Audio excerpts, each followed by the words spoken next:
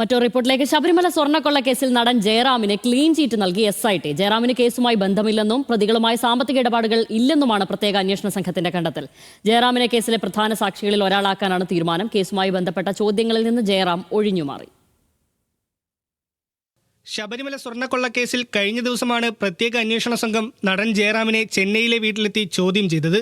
കേസിലെ മുഖ്യപ്രതി ഉണ്ണികൃഷ്ണൻ പോറ്റിയുമായി സാമ്പത്തിക ഇടപാടുകളില്ലെന്നും സ്വർണ്ണക്കൊള്ളയെക്കുറിച്ച് അറിവില്ലെന്നുമായിരുന്നു ജയറാമിന്റെ മൊഴി. നടന്റെ മൊഴി അവിശ്വസിക്കേണ്ടതില്ലെന്ന നിഗമനത്തിലാണ് അന്വേഷണ സംഘം. ജയറാമിന് തട്ടിപ്പുമായി ബന്ധമില്ലെന്നും പ്രതികളുമായി സാമ്പത്തിക ഇടപാടുകളില്ലെന്നും SIT കണ്ടെത്തി. തെറ്റിദ്ധരിപ്പിച്ചാണ് ചടങ്ങുകളിൽ പങ്കെടുപ്പിച്ചതെന്നും മൊഴിയിലെ തീയതികൾ മാറിയതിൽ ദുരൂഹതയില്ലെന്നും SIT വിലയിരുത്തുന്നു. കേസ് നടപടികളുമായി ബന്ധപ്പെട്ട ചോദ്യങ്ങളിൽ നിന്ന് ജയറാം ഒഴിഞ്ഞുമാറി.